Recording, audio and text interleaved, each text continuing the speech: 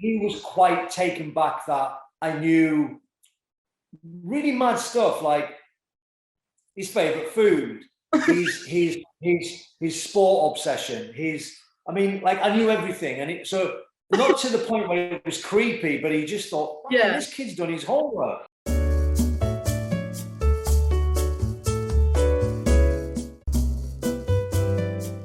How did you stay motivated to get to where you are now? Yeah. Because it's a hard job being an assistant. Like you said, it's like yeah, it is. I think what it was, I started very young, Kayla, right? So I was 14, I was still at school, and I used to skive off school, and go and work in the salon, work all the weekends. So when I actually left to become a full-time apprentice, when I left school, I'd learned quite a lot of hair. I could do a haircut. I could perm in them days. I knew how to do a perm. I could foil. I could do color. Yeah. Some really basic things. So it didn't take me long to go from being that assistant, even though officially you need to be an apprentice for whatever it is, 2 or 3 years. 3 years or something, isn't it? Yeah. 3 years it is now, yeah. And I did do my, in them days it was called City and Guilds. It was different. Now it's NVQ. Yeah. And I did have to do all of that. But it was mad. I was in the salon in them days, and I would go to my college once a week, and I'd have to book myself. I'd be doing clients, like physical clients, and I'd be then on this course for one day at the college with all these kids that were real basic hairdressers. Yeah. So my tutor used to go to me, hold on a minute, how comes you can finger wave like that? Like you guys, they said, we're going to start finger waving day. Well, of course, I'd already learned it in the salon, and so I picked up those things. So I think what it was with me was a light bulb. When I first started at 14 years old, that first Saturday, Saturday boy, was a light bulb moment for me. Like people were beautiful, the boys, the girls, the way they dressed, the music. I mean, you know what it's like when you walk into that environment for the first time, and you just go, fuck. You either hate it and go, oh my God, I can't stand it, I've got to leave, even more some people do, or you embrace it. Yeah. And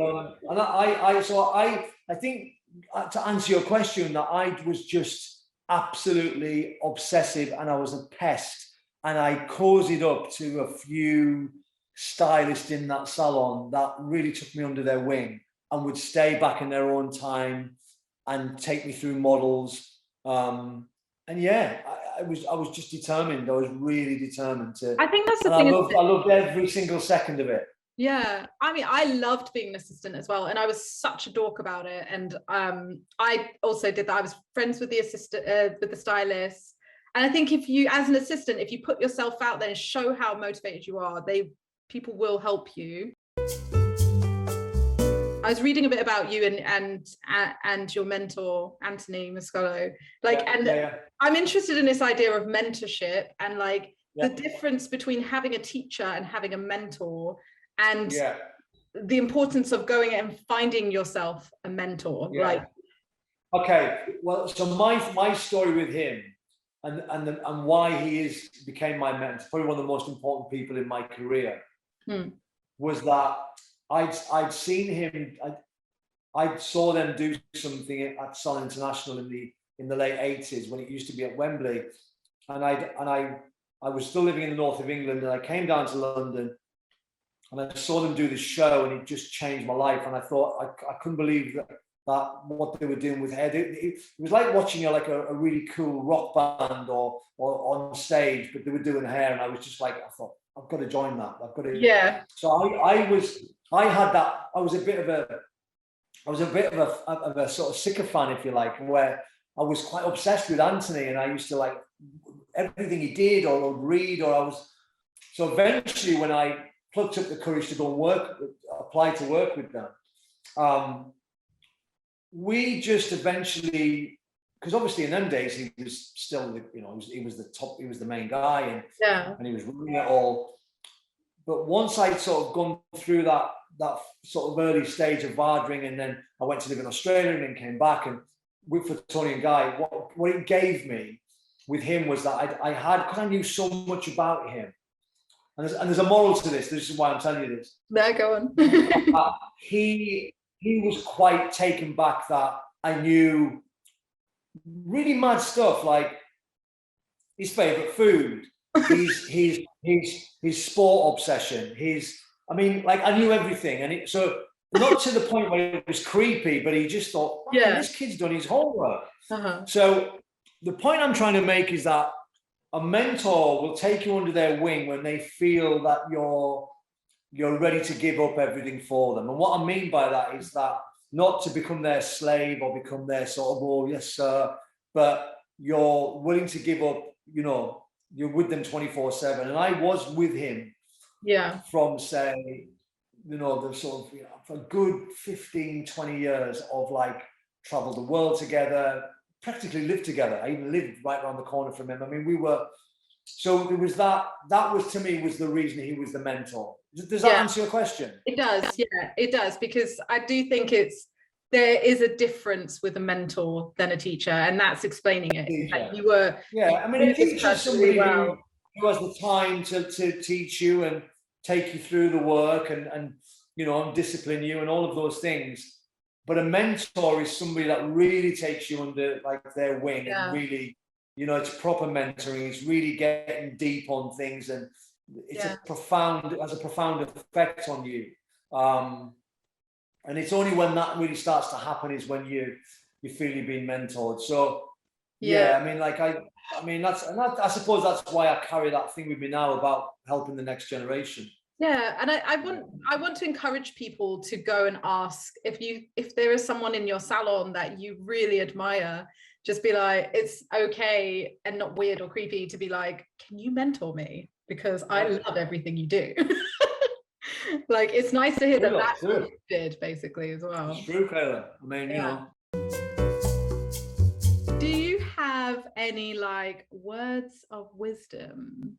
I think for me, things what I know now, which I wish I'd known then, was to be, I think, is to learn to listen. I think I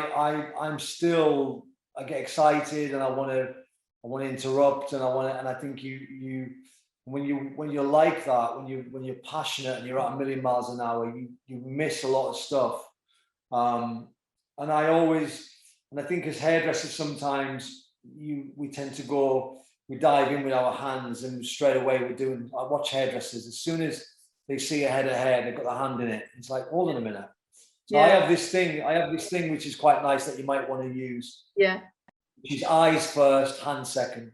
Yeah. It's always about, how you process everything, how you see things visually, and take your time and listen and communicate. I think once you have that stuff down pat, everything else becomes a lot easier for you. He has this. He had a very different demeanor on set where he was very quiet. Yeah. And which I like. I like that as well. But I mean, Ellie, who I'm with now, she's different. She's quite vocal when she wants to be.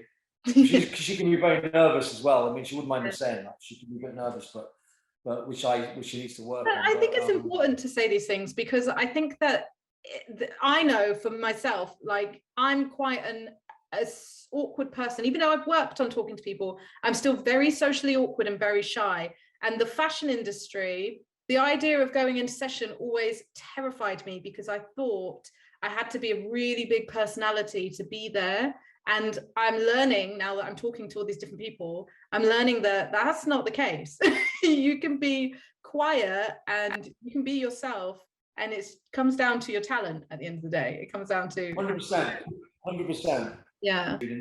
And I think it boils down to sort of having a certain amount of intelligence as well. And that can be many different types of intelligence, but creative intelligence is a really important thing in this world. You've got to, and be really, I'm be super researched as well, like super well read. I mean, really study things. And I mean, when I work on a project, people might just think, oh, he's just done a hair story there. Or like I did a recent thing for Hunger, which was this sort of black hair thing I did with this girl, Hakima, this African model. But though that research that went into that is immense. Yeah. You spend hours and hours and hours of really pulling stuff and going through everything from tribal hair to art, you know, South African art and all of these things to try and bring something out of it that you end up with so it's not, it's not just walking into a room and thinking, right, there's the hair, I'm going to do it. It's been really well read and detailed going into it.